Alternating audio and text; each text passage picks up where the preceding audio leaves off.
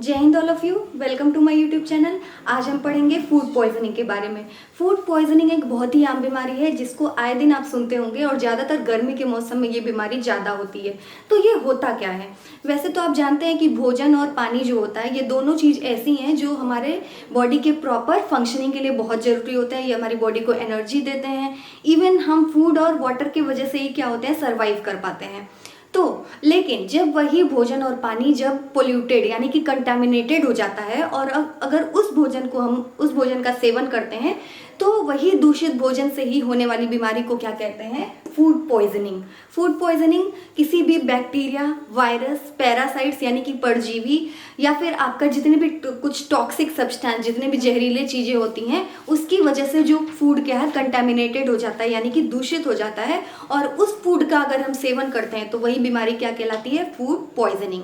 अब ये बीमारी आप ज़्यादातर कब देखते हैं? गर्मी के दिनों में देखते हैं।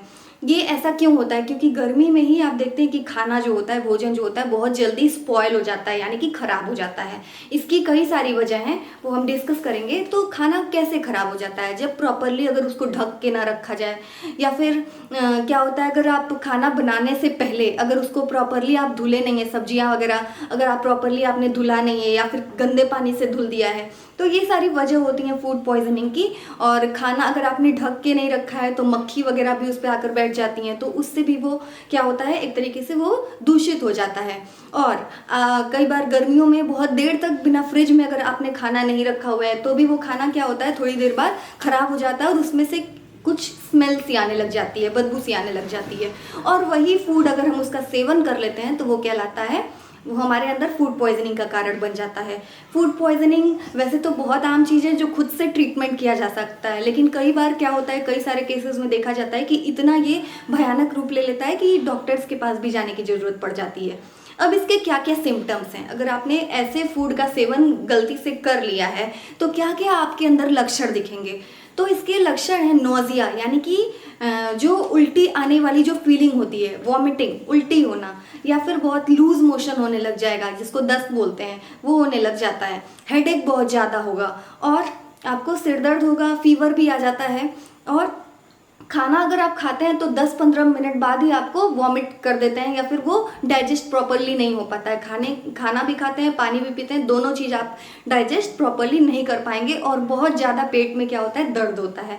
तो ये सभी लक्षण है फूड पॉइजनिंग के। तो वैसे तो पहचाना जा सकता है क्योंकि बहुत ही कॉमन चीज़ है।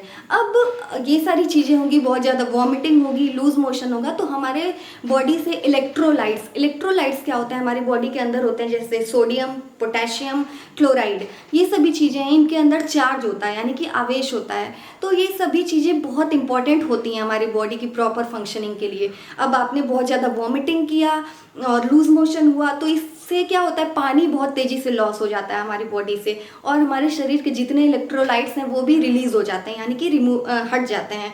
तो उसके लिए सबसे ज़्यादा ज़रूरी क्या है, क्या हम उसका प्रॉपर ट्रीटमेंट कर सकते हैं खुद से, क्योंकि खुद से ही ट्रीटेबल है ये चीज़।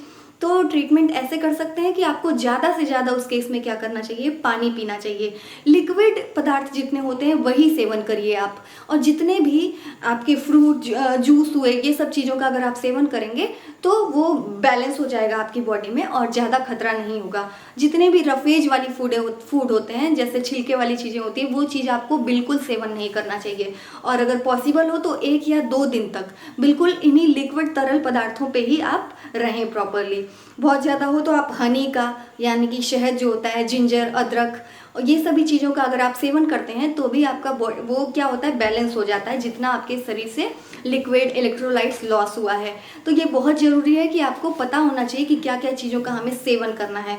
गर्मी में वैसे भी अगर फूड पॉइजनिंग नहीं भी है तो हमें प्रॉपर अमाउंट में हमेशा पानी पीते रहना चाहिए, क्योंकि इस समय पसीने से, यूरिन के थ्रू क्या होता है, बॉडी में से पानी बहुत तेज़ी से लॉस होता है, तो उसको रिकवर करना बहुत ज़रूरी है। अब आप किस तरीके से फूड को प्रिजर्व कर सकते हैं, किस तरीके से फूड पॉइजनिंग से बच सकते हैं? सबसे पहली चीज़ ये कि खाना बनाने से पहले अपने हाथ को प्रॉपरली धुलें, अच्छे तरीके से साबुन से, हैंड वॉश से प्रॉपरली आपको धुलना चाहिए। सब्जियां वगैरह अगर आप बनाते हैं तो उसको भी अच्छी तरीके से वॉश करिए, तभी उसको काटिए। उसके बाद हमेशा आप चेक कर लीजिए कि पानी जो है प्रॉपरली क्या है, साफ़ सुथरा हो। अगर साफ़ सुथरा हो तभी उससे धुल करके आगे का काम करिए। और है कि आपको खाना जो प्रॉपरली आपका पका होना चाहिए, एकदम प्रॉपरली बॉइल्ड होना चाहिए, तभी उसका आप सेवन करें।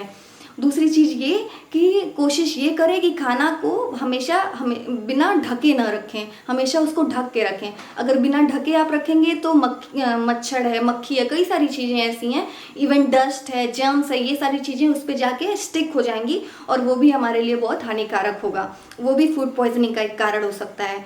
खाना खाने के बाद अगर खाना बचता है तो उसको रेफ्रिजरेटर में यानी कि फ्रिज में रखिए, ताकि उसमें बैक्टीरिया, पैरासाइट्स, ये सभी चीज़ों क्या हो, उसमें उत्पन्न ना हो सके।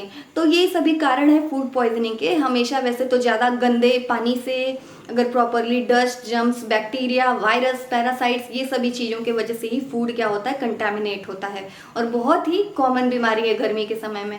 तो गर्मियों में आपको अपना ख्याल रखना चाहिए, फूड को स्पॉयल होने से बचाएं और हमेशा क्लीन वाटर यानी कि जितने भी साफ़ सुथरे पानी को ही पिए भी, और खाना बनाते वक्त भी साफ़ सुथरे पानी का ही यूज़ करें और खाने को प्रॉपरली प्रिजर्व करके रखें, तभी आप फूड पॉइजनिंग जैसी बीमारी से बच सकते हैं।